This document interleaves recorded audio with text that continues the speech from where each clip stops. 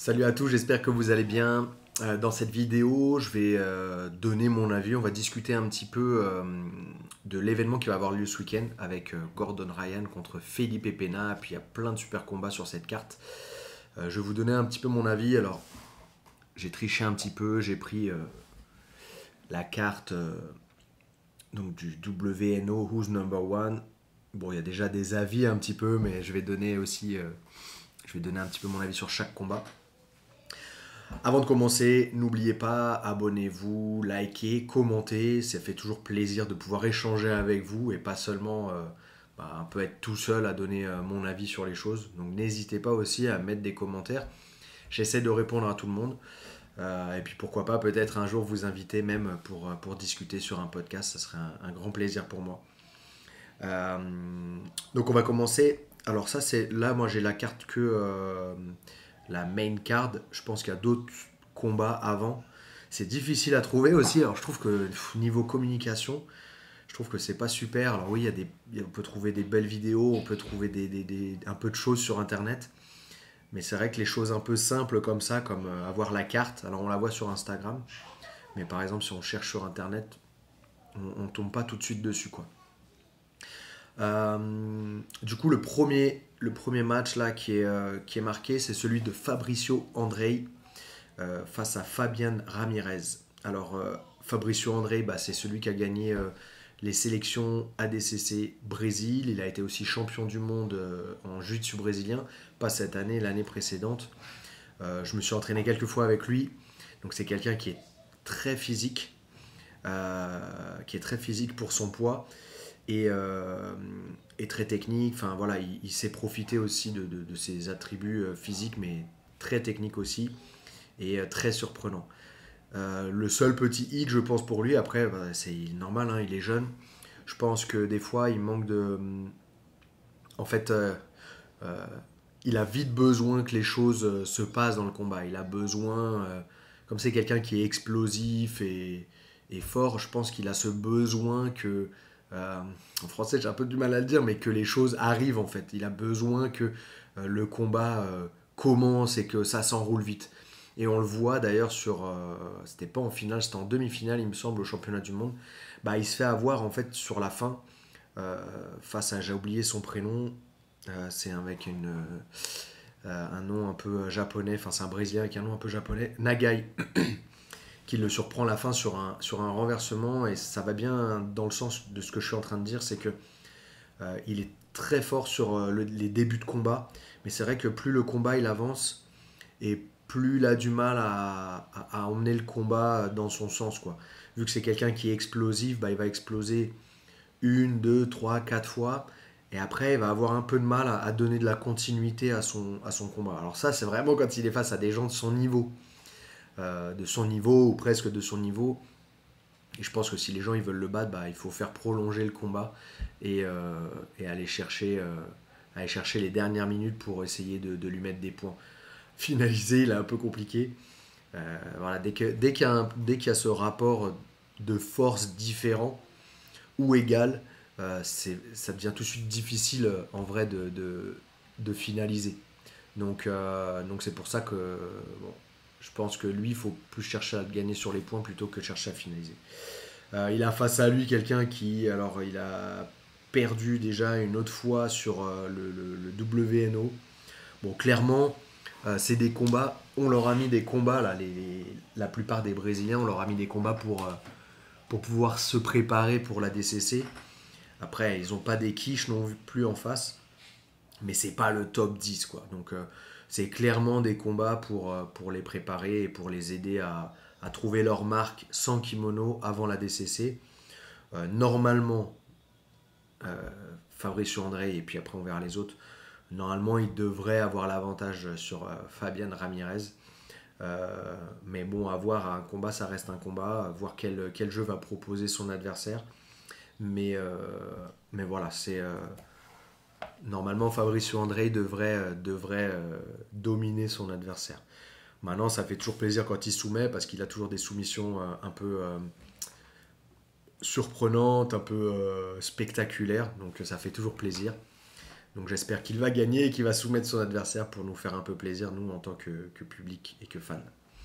Deuxième combat, donc Diogo Reis face à Esteban Martinez. Donc Diogo Reis, pareil, c'est la même équipe que Fabricio André, c'est les petits jeunes de Manaus. Donc lui, dans le groupe, c'est celui qui est le moins physique. Alors pareil, je suis allé m'entraîner là-bas, je me suis entraîné avec lui aussi. Et c'est le seul avec qui j'ai réussi à jouer, c'est peut-être pas jouer, mais à combattre, quoi. C'est vrai que Fabricio André et Mika Galvao, c'est très compliqué. Mais Diogo Reis, c'est celui alors, voilà, avec qui on peut s'exprimer. Mais c'est quelqu'un qui est très technique, qui a une grosse réflexion aussi sur le combat, sur son jeu, sur son adversaire. Il étudie énormément ses adversaires. Et donc là, il va prendre Esteban Martinez, qui a, alors je vais vous le dire, qui a fait la dernière fois un combat face à Damien Anderson. Alors j'ai fait une vidéo avec Damien Anderson aussi sur ma chaîne YouTube. N'hésitez pas à aller la voir, une vidéo technique où il nous montrait sa Kimura trap. Enfin, et à partir de là, comment il enchaînait sur un triangle. Du coup, il avait perdu face à lui et il avait perdu aussi face à Mikei Musumishi pour le titre. Alors c'est pareil, à mon avis, c'était pour faire... voilà. Mikei Musumishi, il faut savoir qu'il vend énormément, que ce soit sur BJ Fanatics ou que ce soit pour eux, WNO. C'est un Américain qui a un jeu quand même, je pense, sympa à regarder. Il a une petite personnalité qui peut être sympa. Voilà, vous me direz votre avis. Mais voilà, il donne envie d'être soutenu. Et c'est pour ça que je pense que bon, voilà, ils lui ont pas mis un adversaire pouvant le battre, quoi. Enfin voilà, un adversaire qui pouvait proposer un bon combat, mais pas forcément pour le battre. Pareil, vous me donnerez votre avis. Donc Diogo Reis, on va voir ce que ça va donner. En fait, le problème de Diogo Reis, c'est que c'est la soumission, quoi. Et en fait, il a une bonne lutte. Je pense faut, peut-être que je me trompe, mais dans la catégorie, franchement, il va être dans ceux qui ont peut-être la meilleure lutte. Il a vraiment une lutte bien. Et c'est vraiment ce mec un peu. Voilà, il n'est pas fort, dur physiquement, mais c'est le mec un peu souple et qui va réussir à vraiment accélérer et à mettre un rythme constant, on va dire, une pression constante, sans se presser, sans stresser. Et voilà, et en général, il essaie toujours il fait souvent les bons choix techniques et stratégiques. Donc voilà, on verra face à Esteban Martinez. Ça me ferait plaisir de voir Diogo Reis le soumettre. Mais voilà, c'est encore. Diogo Reis, je pense que c'est un combattant qui va gagner plus au point plutôt qu'à la soumission. Donc on va voir là comment ça va se passer. En tout cas, pareil, j'espère un bon match avec beaucoup de situations et que ça bouge pas mal. Et pas juste se retrouver sur une situation. Voilà. Donc encore une fois, je pense ils lui ont mis un mec pour qu'il puisse trouver ses marques aussi sans kimono, prendre un peu d'assurance avant la DCC. Ensuite, on a un match très intéressant qui est celui de Jacob Coach, celui qui avait affronté dernièrement Gordon Ryan, donc il s'était fait écraser, face à Jay Rodriguez. Jay Rodriguez, franchement, il m'a fait kiffer aux sélections ADCC. Voilà, en combat, il dégage vraiment quelque chose. C'est voilà, un petit jeune qui a la dalle. Si vous le suivez un peu sur les réseaux, on peut voir que techniquement, il est jeune, quoi. Ça fait quoi un an ou deux qu'il s'entraîne vraiment à fond dans ce sport. Donc c'est quand même fou. Mais après, bon, c'est le frère de Nicky Rodriguez. Physiquement, il est là. Au niveau du cardio, il est là. Donc déjà, il a des bons atouts. Après, il est bien encadré. Donc voilà. Puis il a son buggy choke qu'il arrive à placer de n'importe où. Et en fait, cette position, c'est vraiment une position injuste. Parce que sur sa finale, face à... Alors, je sais plus comment il s'appelle, le mec.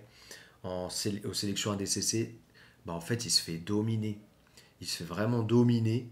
On sent que le mec, il prend l'avantage petit à petit sur lui. Il grappille. Et en fait, le mec, il arrive... Je crois que c'était à partir déjà de la demi-garde. Il arrive à le prendre en buggy choke. Le mec, il passe la garde.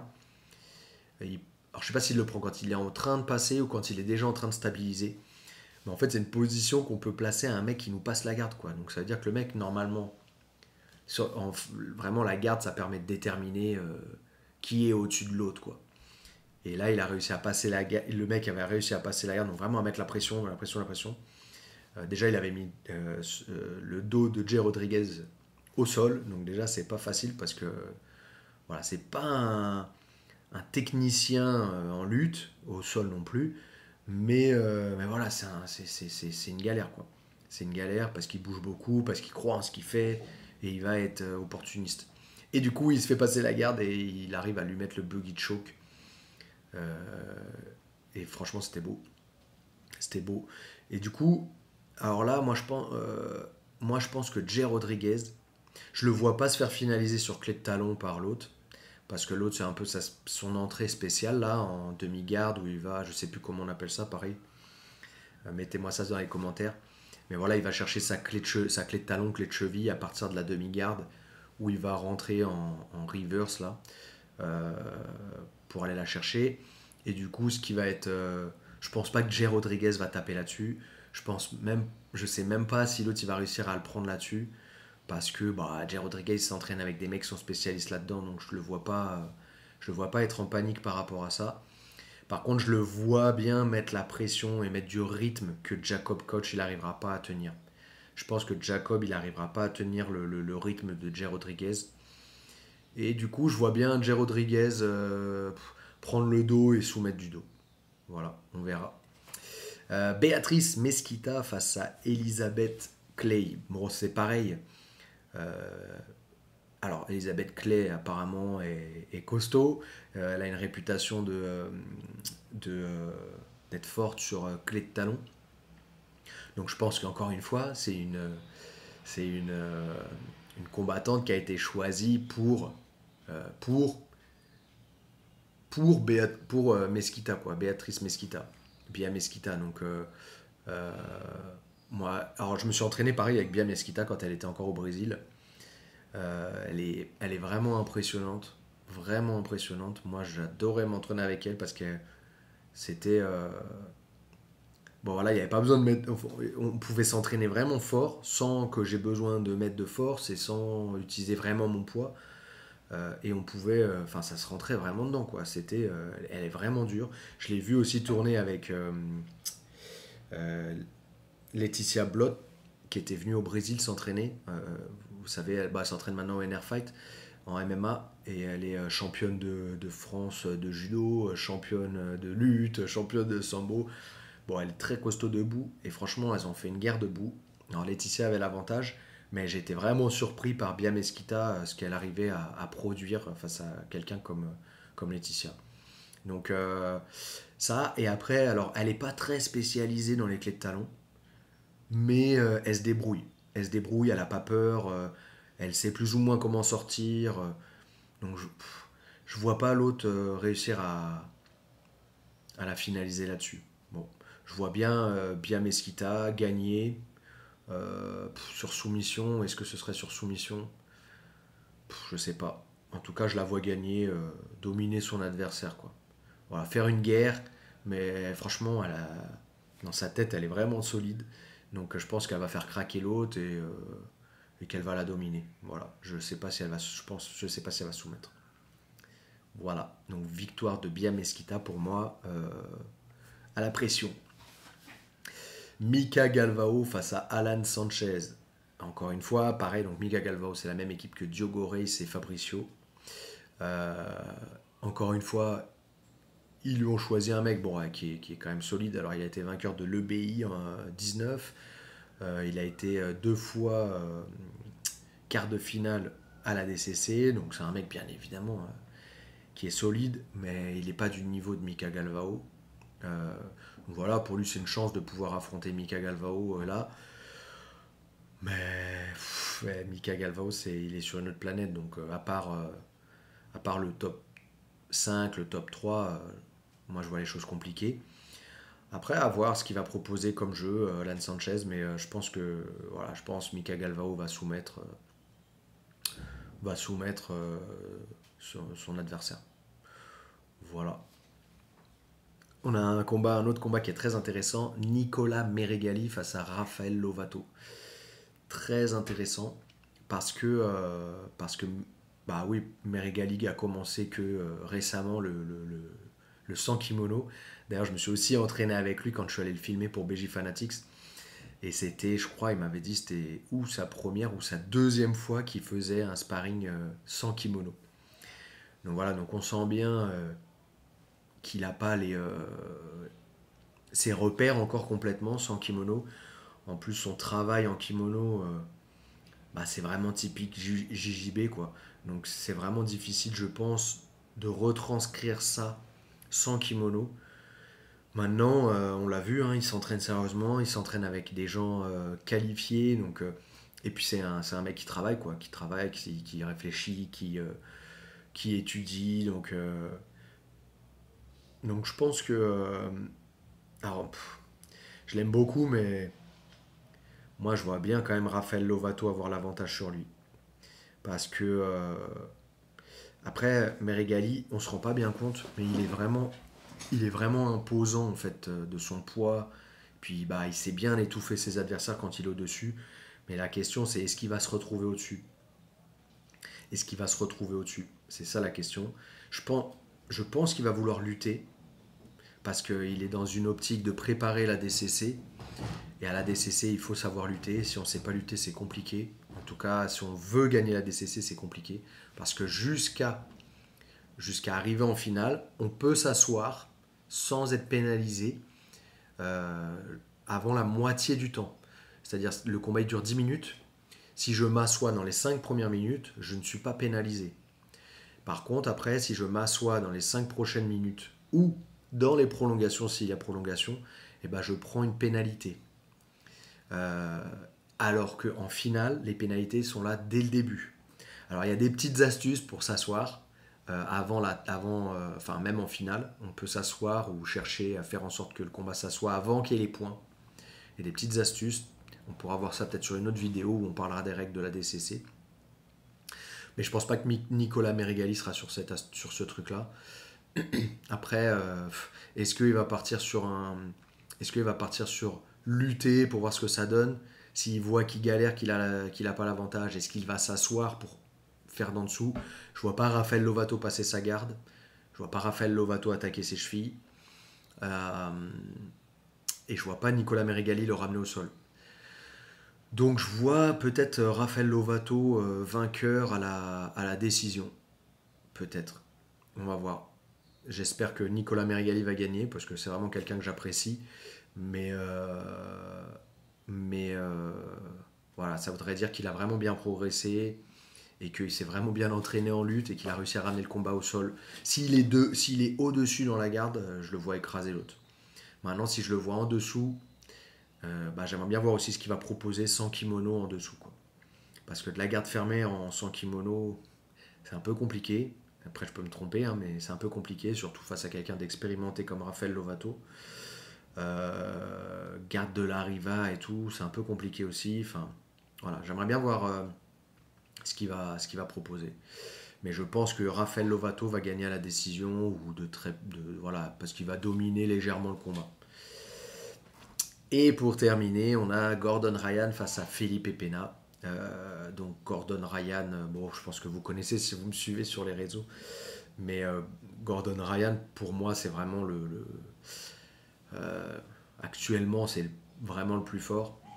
Après, il a cet avantage d'être très lourd, enfin d'être très lourd, de faire plus de 100 kilos. Mais moi, je l'ai vu, en fait, je suis parti m'entraîner pareil chez Danaher. J'ai fait, en tout dans ma vie, j'ai dû faire 3 cours là-bas, 3 ou 4 cours. Et le dernier cours que j'ai fait, bah, on le voit, quoi. Il est focus, il est vraiment professionnel dans sa façon de s'entraîner, quoi. Et il a la dalle, il est vraiment dans un moment où il veut tout gagner. Et il le sait que là, les prochaines semaines sont vraiment cruciales pour lui. Parce que, euh, parce que s'il bat Felipe Pena, là, après il a la DCC, lui il va faire le super fight face à André Galvao. Mais il a aussi demandé à faire sa catégorie. Alors déjà, c'est un truc que personne d'autre n'avait fait. Et je trouve ça vraiment très courageux de sa part. Donc il va faire la catégorie. Donc imaginons, il gagne sa caté et il bat André Galvao. Et surtout s'il le bat comme il a fait ses derniers combats, ça va être... je pense que derrière, je sais même pas qui pourra l'affronter et qui pourra le battre, quoi. Donc, euh, donc voilà, et bon, bah là pour le coup, quand on voit les dernières performances de Felipe Pena et quand on voit les dernières performances de Gordon Ryan, bah clairement on se dit que Gordon Ryan va l'écraser, quoi. Et je pense, et je pense que la stratégie ça va être la même que ce qu'il a fait sur ses deux derniers combats. Lutter debout pour fatiguer l'adversaire. Je vois pas ce que Felipe Pena il va faire debout avec lui. Euh, Quelle technique il va faire avec lui debout. On n'en parle pas souvent, mais Gordon Ryan, je trouve qu'il a un niveau en lutte très élevé. Alors, s'il faisait des. On l'a déjà vu lutter avec des mecs de haut niveau en lutte. Ouais, il se fait jeter en l'air, mais il a vraiment un style de lutte adapté pour le sans kimono. Et il a un style de lutte vraiment pour fatiguer l'adversaire. Lui, il se fatigue pas, c'est tout en contrôle. Il bouge l'adversaire, en fait, il le fait paniquer et puis il les écrase, quoi, en fait, déjà debout. Et après, on le voit bien, là, ces stratégies, c'est quoi? C'est même plus d'aller chercher le dos, c'est de rester en position de montée et de faire craquer mentalement son adversaire. Donc, je pense que tout ce qu'il a dit sur Internet, c'est ce qui va se passer. Et que Felipe Pena, il va passer un sale moment. Il va passer un sale moment et qu'il va se faire écraser. Et que, il va même pas, et que Gordon Ryan va même pas chercher à le soumettre, en fait. Qu'il va chercher à le faire craquer, quoi. Et à le faire taper sur un truc d'enfant. Comme il a fait un peu avec Jacob Coach, où bah, c'est ça, en fait. Il voulait même pas prendre le dos, en fait. Il voulait juste rester au-dessus. Et quand j'y suis allé la dernière fois, c'était tout ce qu'il était en train de travailler. C'était, on le voyait, il écrasait tout le monde du dessus. Et le moindre mouvement que l'adversaire faisait, bah, il avait toujours une réponse, quoi. Il s'adaptait au mouvement pour pouvoir rester en 100 kilos ou en montée. Et à partir de là, en fait, il mettait la pression jusqu'à ce que l'adversaire lui donne la soumission, quoi. C'est même plus lui qui va la chercher, c'est vraiment, il va faire en sorte que l'adversaire lui donne. Et ça, faut vraiment être au-dessus de ses adversaires pour pouvoir le faire. Et je pense qu'il sera au-dessus de Felipe Pena, au vu des dernières prestations de Felipe Pena. Après, Felipe Pena, s'il a accepté le combat, c'est qu'il bon, il pense qu'il peut gagner. C'est qu'il euh, c'est qu'il pense proposer quelque chose capable de battre Gordon Ryan. Mais je vois pas ce qu'il peut proposer, en fait. Je vois pas ce qu'il peut proposer, je le vois pas prendre le dos. Enfin, voilà. Après, moi, ce que j'espère, c'est quand même un match où on voit Gordon Ryan en difficulté. Parce que j'ai aussi envie de le voir en difficulté, j'ai envie de voir qu'est-ce qu'il donne. Euh, et puis voilà. Donc pour moi, Gordon Ryan va gagner par écrasement de Felipe Pena. Et, euh, et je pense que Felipe Pena, derrière, ça va être très compliqué à s'en remettre. Ça va être très compliqué à s'en remettre parce que derrière, il veut faire la DCC. La DCC, c'est dans un mois. Là, se faire écraser devant tout le monde, de toute façon, c'est le jeu. Mais se faire écraser par Gordon Ryan et après tout ce qu'il dit sur Internet et tout, franchement, psychologiquement, c'est dur, même s'il a l'air d'être solide. Mais, euh, mais voilà, j'ai hâte en tout cas d'être au combat. J'espère qu'il va avoir lieu, que ça va pas au dernier moment avoir quelque chose. Et, euh, et puis voilà. Bah, c'était ma petite analyse du WNO. Alors, il n'y a pas de numéro. Non. WNO, Gordon Ryan, Felipe Pena. On se fera un petit débrief après l'événement. J'espère que ça vous a plu. N'hésitez pas à commenter si vous avez des questions ou s'il y a des choses voilà, que j'ai oubliées ou que je ne savais pas. N'hésitez pas à les mettre dans les commentaires. Donnez-moi aussi vos prédictions, ça m'intéresse. Moi, j'ai fait un petit sondage hier là, sur mon Instagram. Et, euh, et en fait, bah, tout le monde donne Gordon Ryan vainqueur quasiment, quoi. Donc je pense qu'on est tous d'accord. Maintenant, on va voir. J'ai envie de voir qu'est-ce que Felipe Pena il pense proposer, sachant que Gordon Ryan n'ira pas attaquer ses chevilles. D'ailleurs, on n'est pas revenu là-dessus, juste je voulais vous donner aussi mon avis sur la finale de Gordon Ryan face à Felipe Pena à l'ADCC. En 2017, j'y étais. J'avais combattu sur cette ADCC-là, enfin combattu. Bon, bref, c'était pas tellement combattre, mais bon, tranquille. Et Gordon Ryan avait pris Felipe Pena en finale, donc de l'absolute. Et en fait, pour moi, Gordon Ryan, il dominait le combat, quoi. Il menait le combat. il menait, il écrasait Felipe Pena, il était au-dessus, il dominait. Alors, je sais pas si c'était du dessus ou du dessous.